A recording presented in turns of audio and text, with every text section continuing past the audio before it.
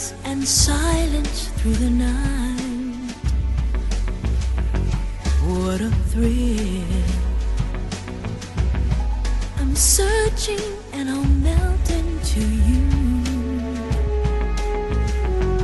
What a fear in my heart, but you're so supreme. I give my life, not for honor, but for you. In my time, there'll be no one else. Crime, it's the way I fly to you. I'm still in a dream, snake eater. What good folks, and welcome back to another What If It's Dark 19, and I believe this is What If Naruto was aired a Big Boss Thorn. So like, comment, subscribe and share, but besides all that, enjoy the video. Chapter 3 Prison Break. Naruto walked into Konoha with Tsunade, Shizune, and Anko right beside him with a bandage trailing Jiraiya a few feet away in crutches. Why was Jiraiya even in crutches? Simple. Anko told Tsunade and Shizune about Naruto suspecting Jiraiya was ordered to seal away the blonde's newfound power before sending him back to Konoha afterwards so the third Hokage could have his memories altered if not erased. It was one of the reasons Naruto wished Anko to join him in the mission, as to keep a pair of eyes on the Toad Sannin should he even try, and make an attempt at doing such sealing. That in mind, Tsunade had questioned Jiraiya about it, with her former teammate not even giving a straight answer, which resulted in a punch to the face, and demanding a straight answer. In all honesty, the Slug Princess was tired of all the cloak and dagger kind of way this was being handled behind her back. After a few more attempts at getting one, Naruto intervened, saying that Jiraiya was already answering by not even giving a straight answer, and that the Slug Princess's suspicions of the Toad Sannin's secret mission was in fact confirmed. This event soon led to Tsunade breaking most of the bones in the pervert's body while only healing about half of them so they could get back to the leaf at a marginal pace. The village seems to have taken a mean black eye, said Tsunade, seeing some of the damaged homes had been repaired at a satisfactory rate, though you could see how the damage was done. That it did. Had my father and mother still been alive, they would never have let that happen, said Naruto, walking towards the Hokage tower, ignoring the looks from the people around him, and how they were surprised to see him alive. This place has gotten soft since my time away.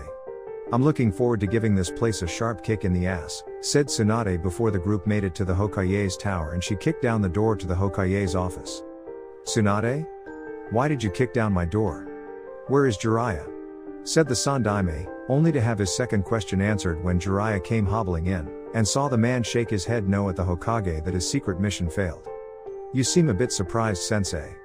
Surprised Jiraiya succeeded in finding me before he had a chance to send my godson, who he was told had been dead for over a decade, back here to be nothing short of being blind, deaf, and dumb, said Tsunade, seeing the Hokage go pale in fear at seeing the secret mission given to Jiraiya within the one to find her being discovered. It wasn't hard to figure out, old man. Why else send me on this mission with the promise of having my status as a mercenary approved? Jiraiya is a seal master. Everyone knows that, and you knew the man could bring her back without me. Why send just me? Why not send Anko, an Anbu team, or any other with Jiraiya in terms of backup? Simple. You wanted Jiraiya to lock away my powers, send me back, and then have someone in the Yamanaka clan do their thing inside my mind. It was so seeable it was pathetic, said Naruto, seeing the Sandaime scowling slightly at him for the insult. It was for your own good, Naruto. Everything I have done has been for your own good, and you have to accept that, said the Sandaime before Naruto assaulted him with killer intent. Don't call me by my real name. You are unworthy of speaking it. As for this being for my own good, I think you better rethink those words, because the majority of the people in this room know it's bull, and to even use that excuse just proves how senile you've become, said Naruto, seeing the Hokage was less than pleased by his defiance. That's enough, Naruto. I don't care what you think in regards to the name you go by, since I will never accept you code name or your mercenary status, said the Sandaime, seeing Naruto's eye narrow further. That was the stipulation for the mission, old man. I bring her back, I become a merc, and everyone walks away happy. Are you telling me I was never meant to come back here with Tsunade and complete the mission? said Naruto, seeing the Sandaime not backing down on account of his pride being struck by a boy old enough to be his grandson. Something Naruto wanted, since pride could be labeled a weakness, and the Sandaime was loaded with pride in his years of accomplishments. I'm telling you, it doesn't matter what the stipulations were in regards to this mission you went on with Jiraiya, as you will never be anything but what I say you are, so long as I'm Hokage, and you will not disobey me, Naruto. When this meeting is over, you will have all your new skills, powers, and abilities you've acquired in the last month to be sealed away while your mind is altered or most likely wiped of all that you've accomplished, said the Sandaime angrily before he was blasted by an even greater wave of killer intent, but this time it wasn't from Naruto, and turned to the source of only one other person capable of producing such levels. Senju Tsunade in full protective godmother mode. That happened, sensei, and I swear on my grandfather and granduncle's grave I will burn this village to the ground with you, along with it buried with all the arrogant bigots in this place, said Tsunade right up to the Hokage's desk and slammed her fist into, leaving a heavy imprint of her hand there. Tsunade Heim, be reasonable. The boy could be the child of prophecy I told sensei about. For the safety of the village, he must be contained and controlled, said Jiraiya, who was punched out of the room by Tsunade, and she returned to glaring at the old man before her. I've heard enough about my godson's life to last me 3 lifetimes worth of nightmares, knowing any such abuse he suffered could have been stopped by my hands if I had been here. Over a decade of abuse because I listened to the lies told to me by you and that Kami damned pervert. No more. You're unfit to be Hokage, my so-called sensei. I am taking over here as the new Hokage, and if you choose to fight me on this, I'll tell the Fire Daimyo everything that has happened to Naruto in such a way the man will order your death personally, said Tsunade, looking right into the eyes of the Sandaime and dared him to challenge her.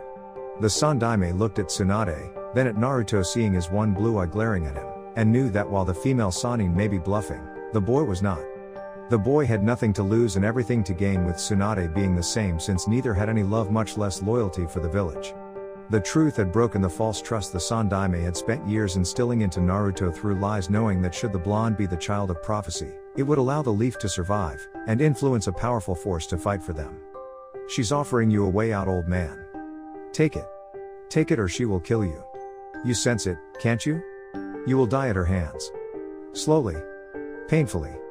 Dishonorably.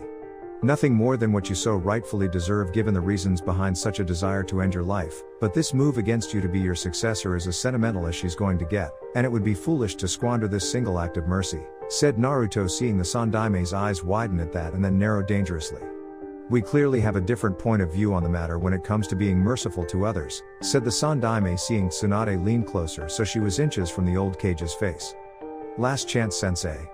Speak now or forever hold your peace before I spread your guts all over this room, said Tsunade, seeing the Sandaime not budging for a few minutes before he closed his eyes, and sighed in defeat, knowing the woman along with the boy had him by the balls.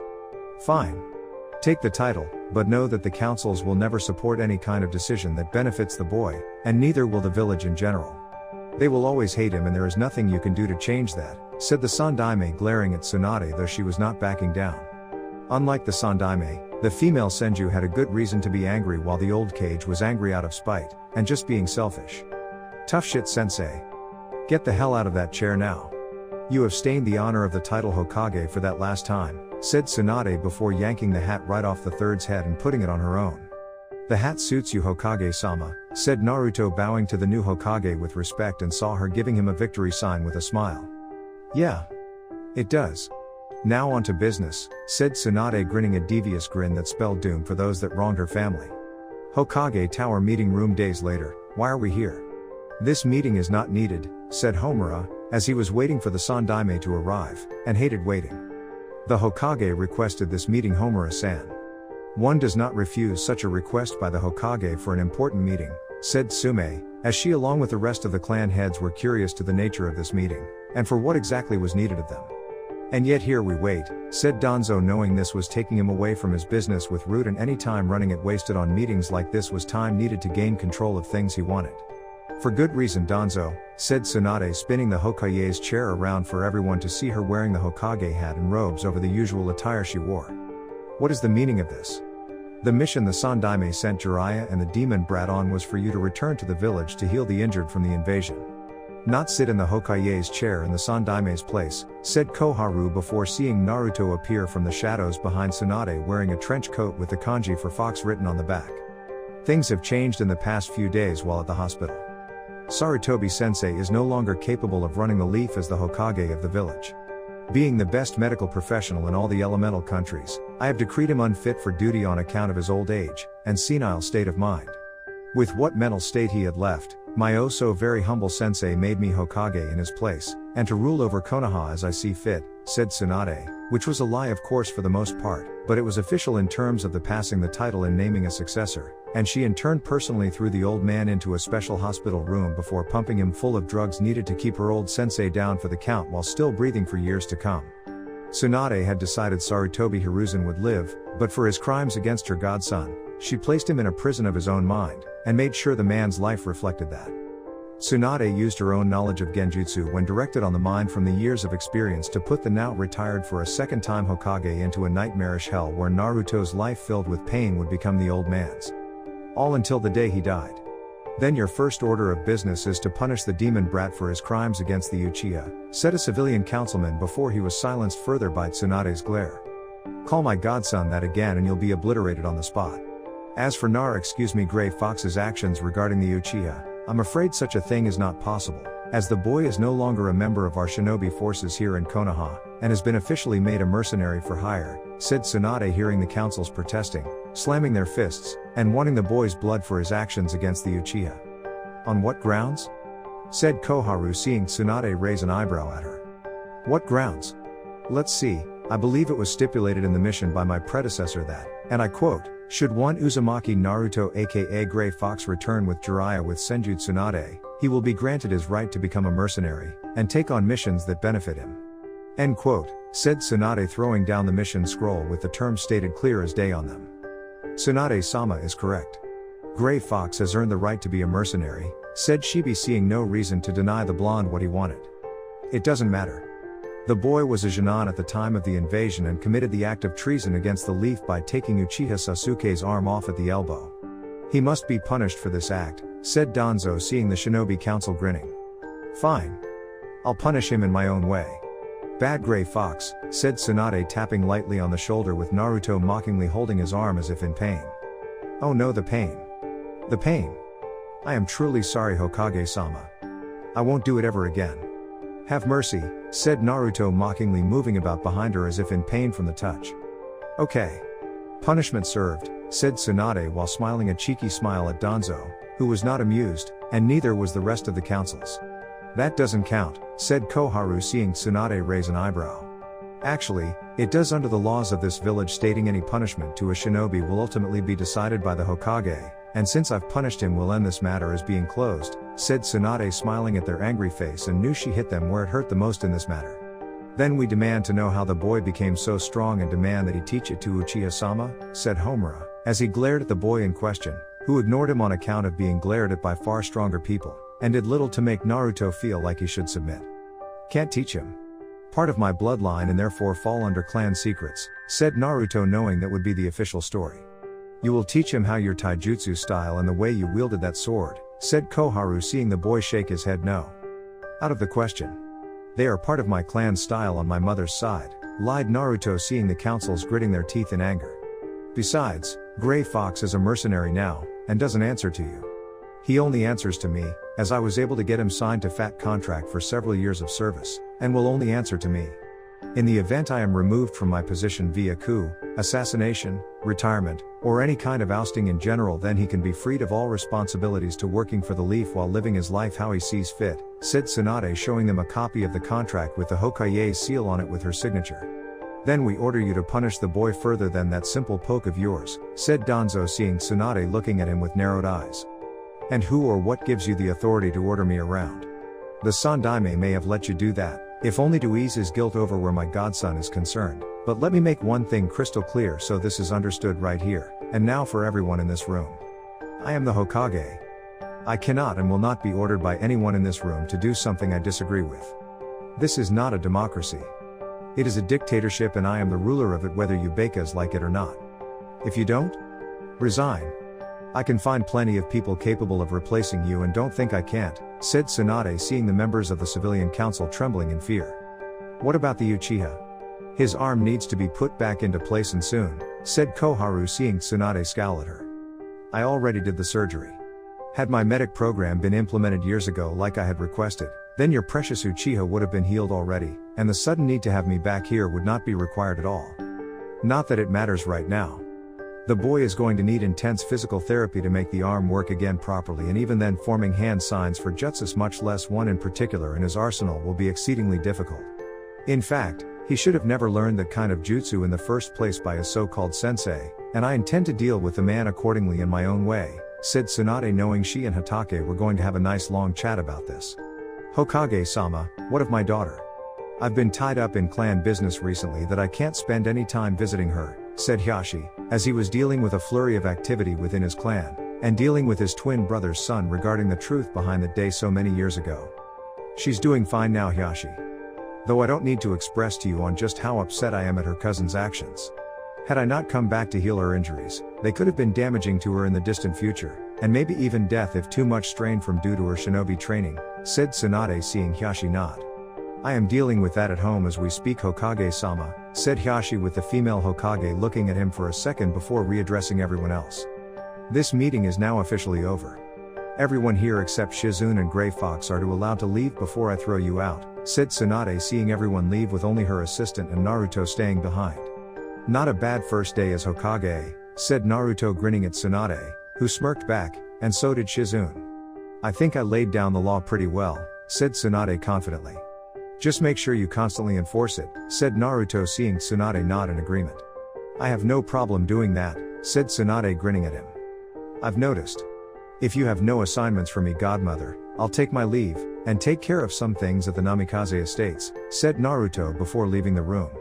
You're playing a dangerous game here, Tsunade-hime, said Jiraiya, who was now fully healed, and was concerned by how things were now changing. Like you and Sensei did with Naruto? The only reason I don't destroy you permanently is because of your skills and spy network.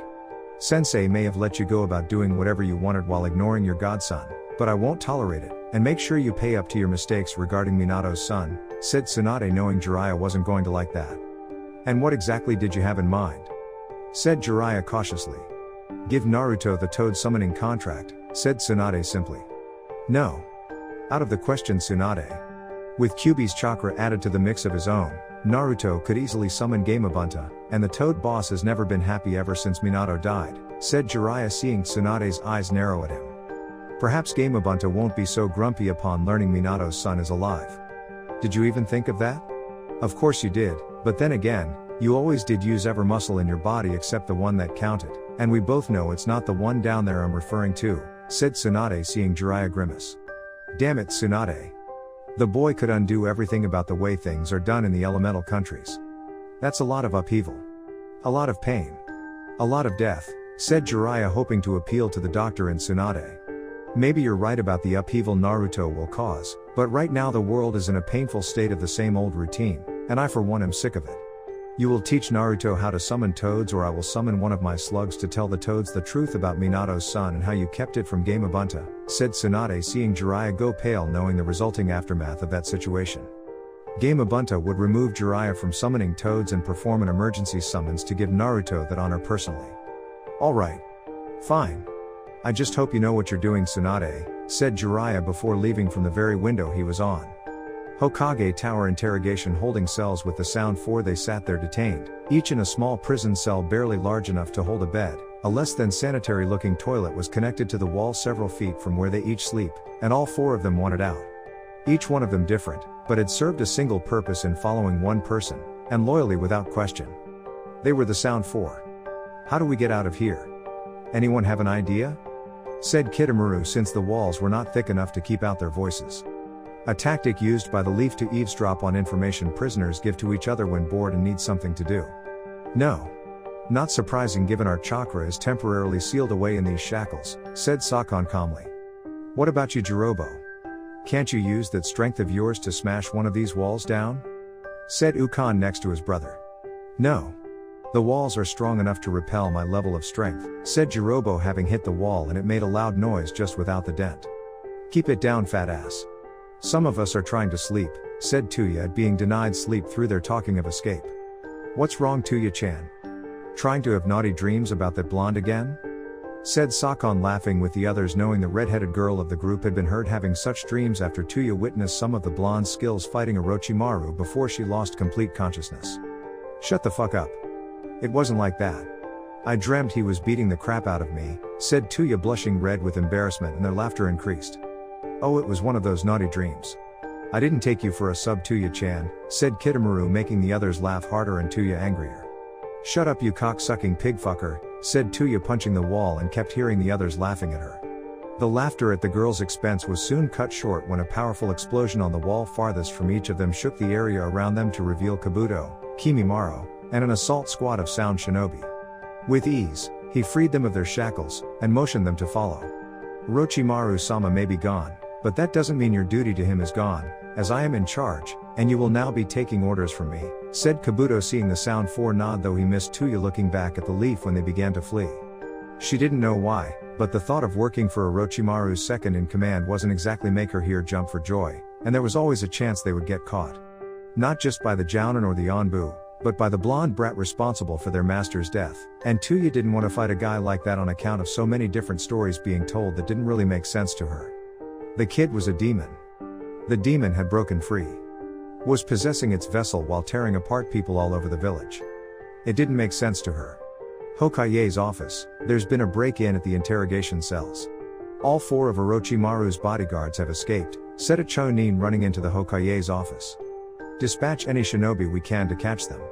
I want 2 of them alive at the very least, said Tsunade before turning to Naruto, who also happened to be in the office discussing some ideas for the changes made to the academy while replacing the instructors there with the exception of Iruka. I suppose you want my help with this, right? Okay. Time to earn my fee, said Naruto, as he was heading out via the window, since heading out through the door would only make the Sound 4 get farther away. Naruto, please be careful on all counts. I don't know who was sent to free Orochimaru's bodyguards, but they are clearly being led by someone strong, and I don't need to remind you of the possibility of foes within the village too, said Tsunade, as she knew like her godson did that there were still a large number of people who hated Naruto, and among the shinobi in the majority would gladly use this mission to get what they want. I'll keep an eye out for them, said Naruto, giving a mock salute and then leapt through the window. Send Nikos and her team out to support him, said Tsunade, as she saw Shizune nod, and left to get the team dispatched. Outside of Konoha sometime later, we have to hurry. By now, Leaf forces have been sent out to capture, or kill us should we prove to be too much trouble, said Kabuto, as he had no intention of staying in the Leaf's territory any more than he had to, and fight its forces. It would only bring more into Rice country, and Kabuto didn't want to give Leaf shinobi an excuse to enter the country to hunt for sound bases. How much further? Said Kitamaru, as he leapt through the trees behind Kabuto, and was a bit surprised to see Kimimaro out in the field given the albino's condition. Not too far. Within the next few hours, we will be free of the Leaf, and all its shinobi, said Kabuto, smirking at outsmarting Konoha's forces. Of course, the smirk was soon removed from his face when a barrage of kunai struck from the trees, killing some of the sound shinobi, and hit Jirobo in his right arm. Crying out in pain, Jirobo along with everyone else now looked around to see just who had the guts to strike out so suddenly, and formed a defensive formation around Kabuto when they went for solid ground. You should have suppressed your chakra. It would have made it more difficult to find you, said Naruto through the shadows of the forest while looking at the sound shinobi. It's him. Thought Tuya, knowing without her flute she was screwed. So Konoha demon vessel has come to hunt us down like the pet he is to them. I find it interesting you would have a fox in you, yet the way you obediently go to fetch us at the command of the Hokage, and makes me think you're more of a pet dog on a leash, said Kabuto, earning a few snickers from the group. And what were you to Orochimaru? His best friend? His confidant? Maybe you were something more, which if discovered would be frowned upon, and your position of power in being his second in command was tainted, further.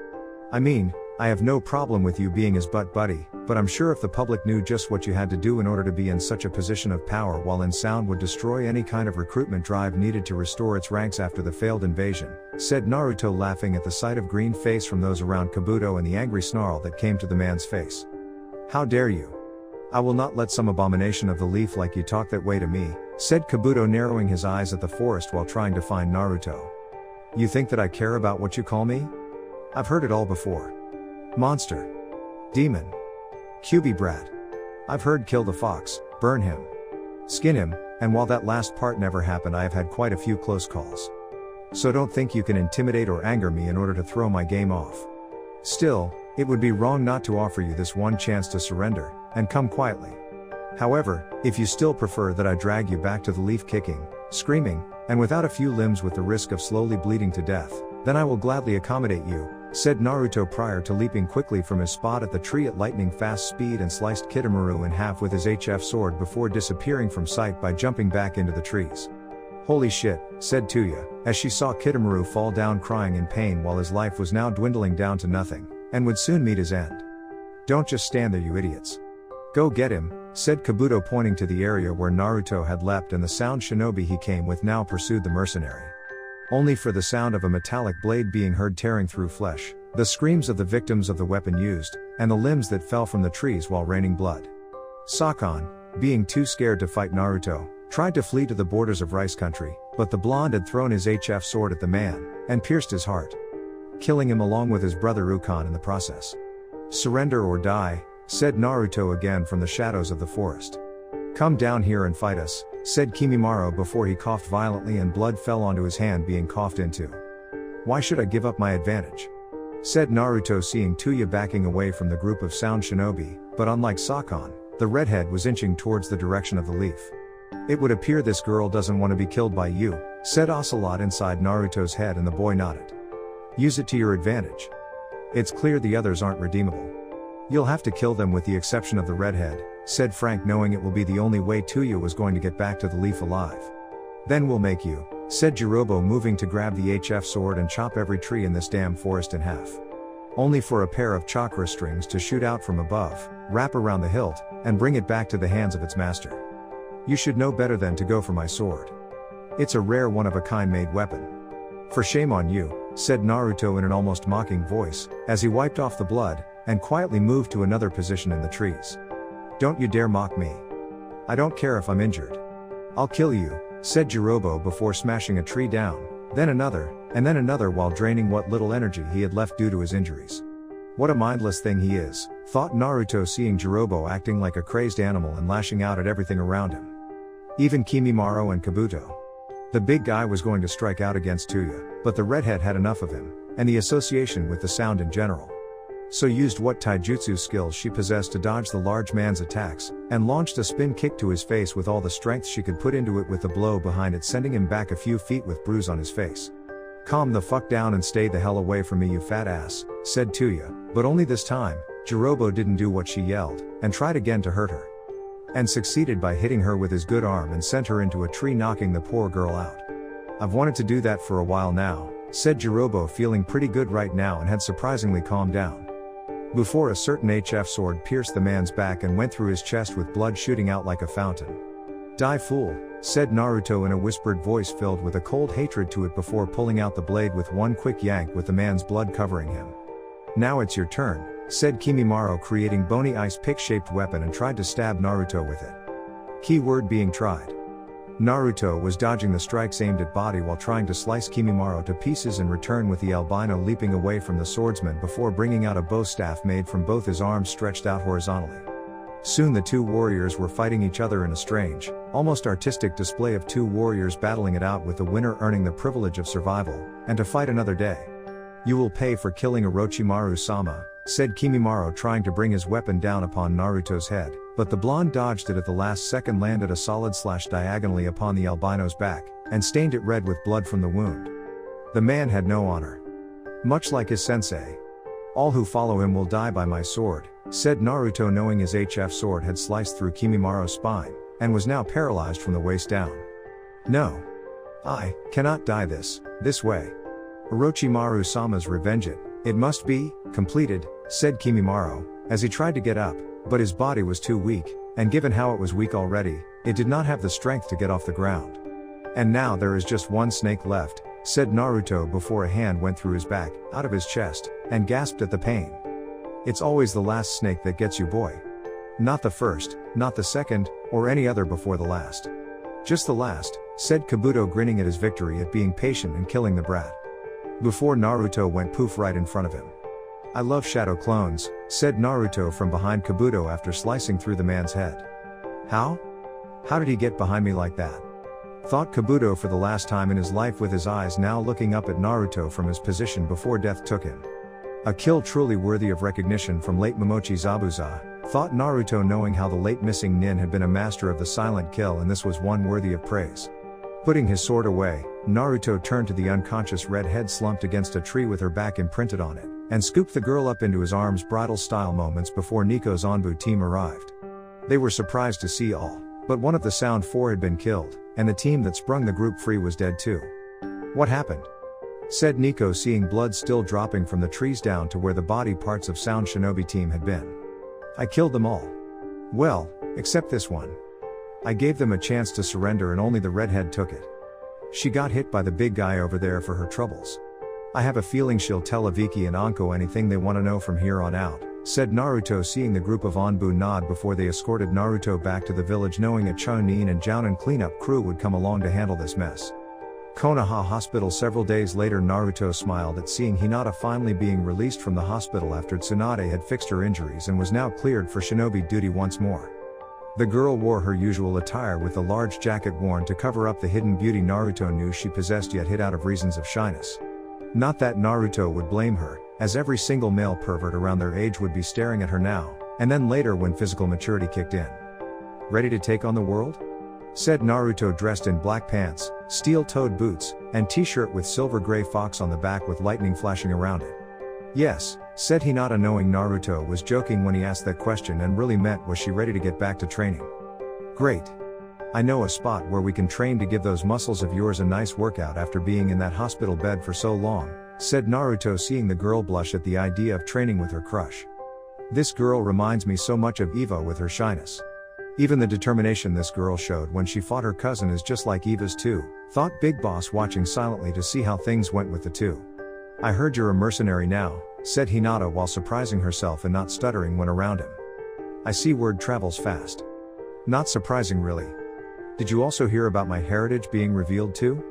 said Naruto, smirking at the girl, knowing she did, and the people were not happy about the news. Tsunade had gotten a lot of protest from the councils, trying to deny he was the child of the Yondaime, and Uzumaki Kushina while questioning the legitimacy of the marriage. Tsunade had produced all the needed documentation, as well as DNA test using what was on file, and compared it to Naruto, showing that he was indeed the son of the two great leaf shinobi. In all honesty, Tsunade herself was against the idea Naruto proposed in revealing his heritage to the leaf due to Iwa still being bitter over what his father did, and yet Naruto didn't seem to care. Naruto told her that he would tell the Tsuchikage about how the leaf went against his father's dying wish and treated him like garbage to make the cage feel better, to square away such ideas of revenge. What better way for Iwa to have its revenge than knowing the leaf did what they would desire in terms of payment for them, and call things even with the two villages? Tsunade had to agree with that logic. Besides, it was clear from what she could squeeze out of Jiraiya about Akatsuki that Iwa's own two demon vessels were targets, and Naruto didn't want his kin to suffer anymore. He wanted them united together with him, with a purpose far greater than protecting the very villages that hated them. The only exception among the villages was Kumo, but even then it was no doubt due to the Raikage actually caring about his younger brother, and to a slightly lesser extent Niyugito. In short, Naruto was proposing an outfit designed to serve the elemental countries as a whole, but not favor any of them, and only help the side they felt was right. Tsunade had been worried how the villages would react to that kind of idea, but Naruto had told her at this point in life, if change was not done, then the world would destroy itself, and no one would win in the end should that occur. So Naruto was given a secret mission, went outside of the leaf on missions, to find his other demon vessel kin, and ask them to join his new group called Foxhound. To carve out a place for themselves within the elemental countries, which would be named Outer Heaven in honor of Big Boss, and live up to its namesake. It was to be a place of sanctuary for people just like Naruto, his kin, and any others out there within the deep recesses of the elemental countries suffering from the abusive exploitations caused by the arrogant bigots in power. Even now, Naruto could get quite a few people here in the leaf to join, and they'd do so willingly to get away from here. "Yes. I imagine you've gotten quite a few girls seeking to date you," said Hinata, though there was a hint of depression in her voice, which Naruto picked up on, and he smirked at her. "A few. Not many really. Besides, I don't like girls in that way if they just want me for my status, when at one point, they would sooner spit on me because they thought I was a mere piece of trash, and had nothing to offer them," said Naruto, as he saw Hinata stand up straighter now at his words, and a smile with eyes filled with hope appearing on her face. I agree. One should not do such things simply for status, said Hinata before they had reached the training ground Naruto had brought them to. A girl after my own heart. But enough about me. Let's focus on you and getting those lazy muscles of yours back into shape. I'll even make a deal with you.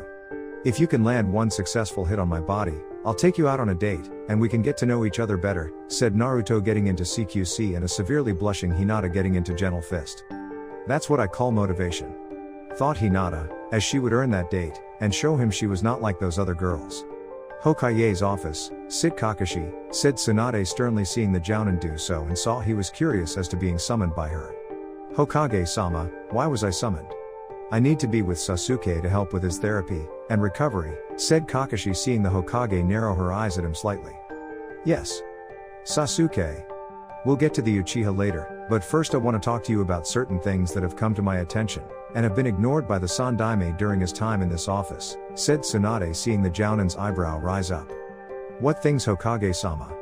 Said Kakashi seeing the woman produce a list of things on them and handed it to the Jounin. Read it Kakashi and then tell me if what's on that paper is indeed accurate in terms of what you've been doing as Team 7 sensei, said Tsunade knowing they were, as the other Jounin senseis had basically heard the man confess to a few of them, and didn't seem to care. Now Kakashi was nervous.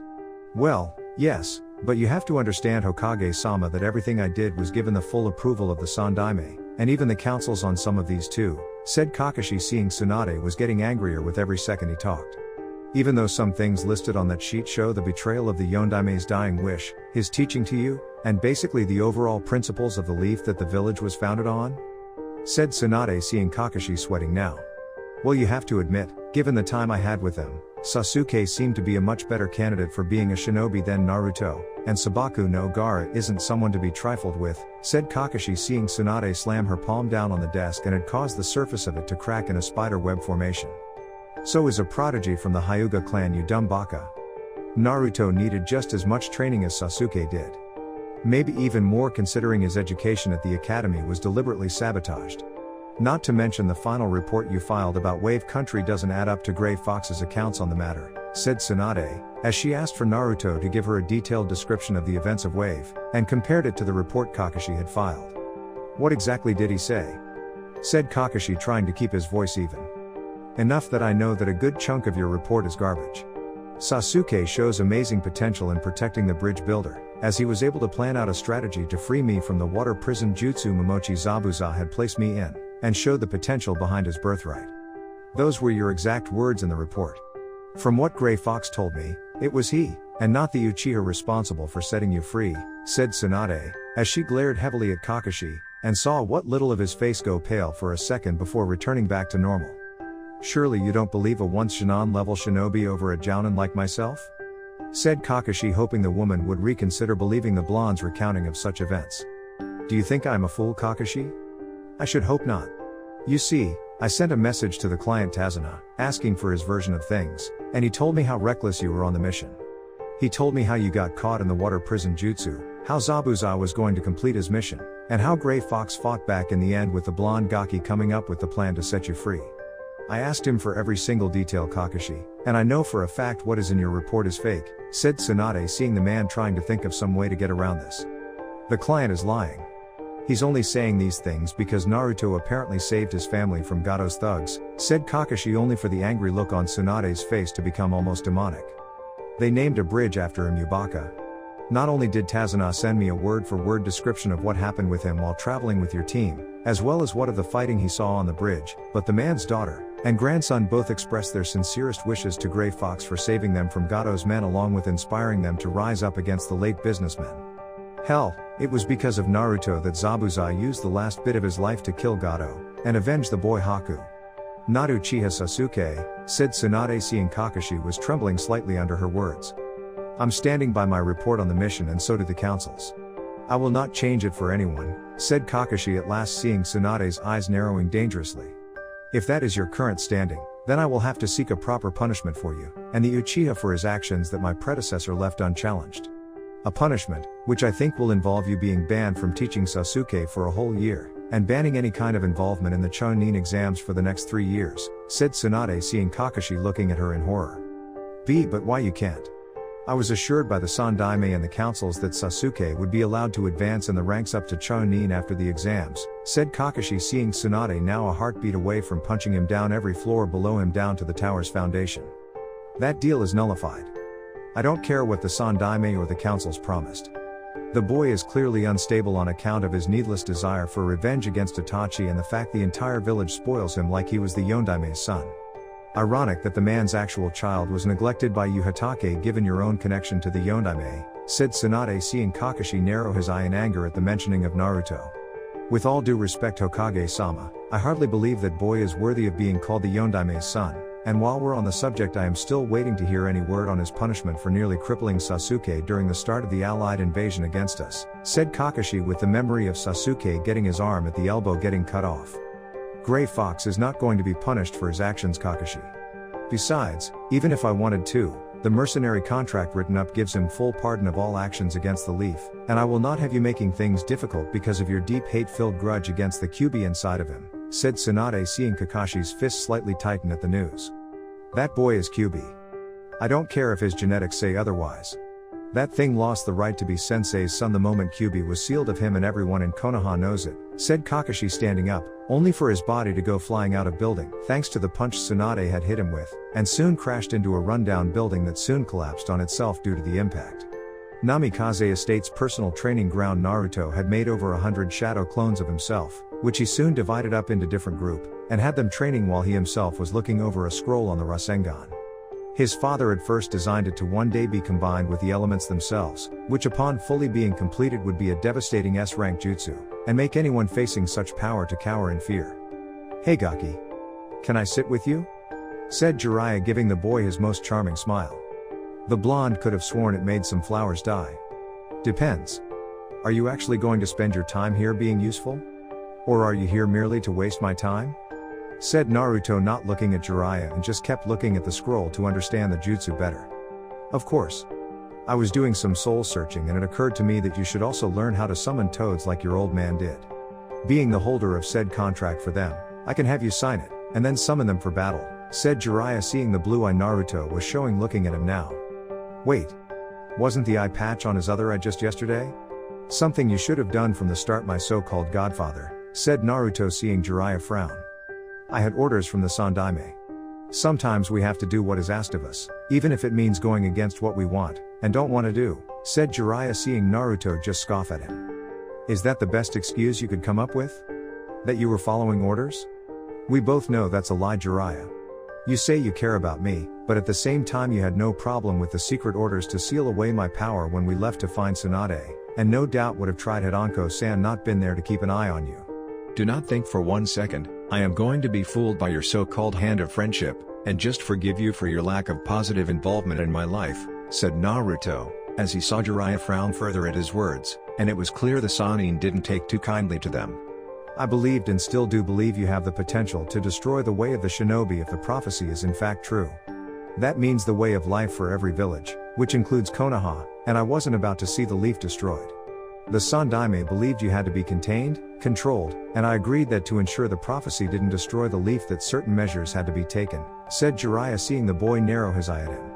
"By measures, you mean having the villagers beat me, stab me, sell me rotten food at huge prices, and try to make me submissive to their whims along with the Hokage's false sense of protection in order to stay loyal. You'll have to forgive me if I don't thank you for those measures being implemented for my own good," said Naruto sarcastically, as he saw Jiraiya was getting angrier, and it was making the blonde's day most enjoyable. "You still don't get it? I would have thought the son of the Yondaime would understand what was done to him was for the good of the village?" said Jiraiya, before seeing Naruto stop in his reading of the scroll in front of him, slowly closed it, and turned a cold blue eye right at the Sannin with a surge of killer intent behind it. "What I understand is you went against my father's dying wish with your plan. What I understand is you along with the Sandaime tried to control me using the little scheme concocted while I was barely a day old. What I understand is you chose to lie to the one person that would have raised me in this village with love and deprived her of 12 years worth of being a mother if only by surrogacy. My question to you, Jiraiya-san, why should I spare you any kind of mercy, or even show forgiveness when you yourself do not wish to show those you hurt any in return?" said Naruto, seeing Jiraiya looking away, though whether it was from guilt or anger over his words the blonde could pinpoint. "It comes with the job of being a shinobi kid. I hurt Tsunade. I know that. Would I do it again in a heartbeat to keep the village safe? Absolutely. The well-being of the village comes first, and if it means I have to betray my own teammate for the bigger picture in the survival of the leaf, then so be it, said Jiraiya, seeing Naruto shake his head before the blonde laughed. That's funny. You sounded just Orochimaru right then and there, said Naruto, seeing Jiraiya eyes blazing with anger. Don't you dare compare that man to me, said Jiraiya, standing up now and glaring at Naruto with anger no longer hiding behind his eyes. Why? You two so similar when comes manipulation and betrayal. Orochimaru fled because he betrayed the leaf and the Sandaime. You betrayed my father, Tsunade, and myself. You both use people. Aren't afraid of betraying those around you for the bigger picture, as you called it. Should I continue? Please do tell me, because I can, said Naruto, with Jiraiya going red in the face before the Sannin left to prevent a battle from possibly occurring. He hates being wrong, said Big Boss while inside Naruto's head. That and the pervert knows he's wrong deep down inside. The problem is Jiraiya simply won't admit it to himself, because then the flood of guilt comes and his pride won't let that happen, thought Naruto while going back to understanding the Rasengan. Hokage Tower 2 weeks later, you requested me for a mission? Said Naruto, seeing the Hokage nod and ordered the client be sent in. This is Asama Sandayu, who is the manager of the famous actress Fujikazuki, and needs you along with Shinon Teams 8 and 9 to protect her from harm while she shoots her newest movie while they head to Snow Country, said Tsunade, seeing Naruto nod and accepted the mission given. When can I be expected to leave? Said Naruto, knowing there was a matter of preparing for this mission. Tomorrow morning.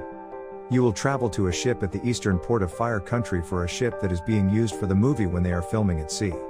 The other Shinon teams have already been informed earlier and are getting ready right now, said Tsunade, seeing Naruto nod and left without another word.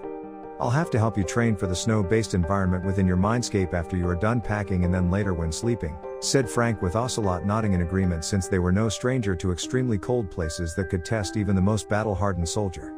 Looking forward to it, thought Naruto, smirking at the challenge presented towards him, and headed home to prepare.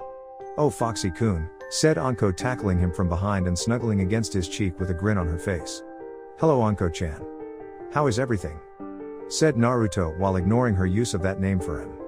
Very good. That red-haired girl Tuya sang like a canary, giving us different locations, names of people she knows were helping Orochimaru, and has basically been giving us all the dirt we need to bury what my late bastard of a sensei created, said Anko, while keeping out the little fact she along with Ibiki got a big bonus when presenting this info to the Hokage. And let me guess, you want to cash in that date I promised, said Naruto, seeing her grin, that ever-happy grin like the dango shop was giving away free dango. Yep, said Anko simply. As much as I would like to, Anko-chan, you caught me at a bad time, and I have to get ready for a mission tomorrow morning. Perhaps when I get back? Said Naruto, seeing the woman pout, as she clearly wanted that date, and checking his one eye to see if he was lying before nodding. The day you get back and not a minute later, said Anko before poking his chest, which she felt a lot of muscle, and blushed at the feel of it. Agreed. After I make an official report to the Hokage, of course, said Naruto, seeing Anko give him a playful frown. Fine. Just remember to bring a lot of cash because you're paying for it, said Anko with a devious smile on her face. Within reason. You pig out in an attempt to bleed me dry and we split the check, said Naruto, seeing the special Jounin snap her fingers before kissing him on the cheek. I like you, Foxy-kun. A take no crap kind of guy while making sure the woman doesn't take too much from you. I can't wait for our date when you come back, said Anko before she went skipping along while humming a tune. Did any of you have women act crazy around you like that? Thought Naruto to Big Boss, Ocelot, Frank, and to a certain extent Kyubi. Define crazy ? Define crazy? Said Big Boss, Ocelot, Frank, and Kyubi, with Naruto just looking at them with a deadpan appearance on his face. Never mind, thought Naruto before heading home to prepare for his mission.